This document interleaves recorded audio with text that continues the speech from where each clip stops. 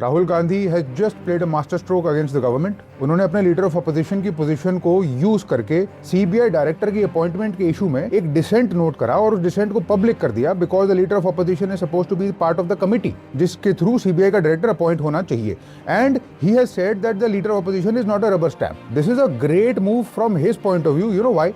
Because number one, CBI India की premier investigative agency है। सबसे high profile corruption cases, bribery cases, including the cases of politicians, including the cases in the opposition, including the cases of any politician और any other crime जो कि बहुत ज्यादा high profile है, national importance का है, वो सीबीआई के पास जाता है। इंटरेस्टिंगली नैरेटिव ये है, बार बार बोला गया है कि CBI is weaponised. CBI independent नहीं है। CBI is not like the American FBI. CBI के पास अपना कोई रूल नहीं है, अपना कोई लॉ नहीं है। सबसे पहली बात, this committee that appoints the CBI director is composed of the prime minister, a जज of the supreme Court appointed by the chief justice and the leader of opposition. So the leader of opposition is always outnumbered. वो कभी majority जीत ही नहीं सकता। इस चीज को use करके राहुल गांधी ने emphasize करा है। But there are more criticisms. CBI weaponized है, biased है, because most people don't know कि the CBI does not have any law of its own. CBI is run by the Delhi Police Special Establishment Act, जो कि एक normal act है, which means that it comes under the Department of Personnel and Training (DOPT), which means that it comes under the PMO, and so therefore independence वैसे ही कम है। But compounding that criticism is the fact, इस चीज पे बहुत विवाद हो चुका है पहले,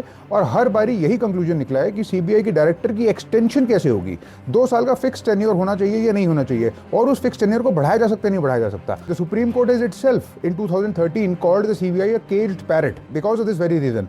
2 साल के टेन्योर के बाद अगर सीबीआई के डायरेक्टर का टेन्योर बढ़ाया जाएगा, he owes that tenure to the government, he owes that tenure to the party जो उनको दे रहा। तो there is an incentive, people say that there is a hidden incentive, that is why the CBI is actually a caged parrot and it is not bipartisan. It is not an agency जो completely independently काम करके neutral investigation कर सकता है। और interestingly, if you are following these trends, you will have noticed that इसी type के criticism chief election commissioner के अपॉइंटमेंट पे भी बहुत खड़े हुए अभी recently, including how he is appointed. Now there are arguments on both sides. Before we jump to conclusions, हमको ये पता होना चाहिए कि अगर सीबीआई के डायरेक्टर की एक्सटेंशन होती है तो there might be genuine administrative reasons for it also. लंबी इन्वेस्टिगेशंस होती हैं, कॉम्प्लिकेटेड इन्वेस्टिगेशंस होती हैं। अगर बार बार टेन्योर चेंज होगा तो how will it function? In issues में, इन अपॉइंटमेंट्स में लीडर ऑफ अपोजिशन एक इंपॉर्टेंट पार्ट प्ले करता है।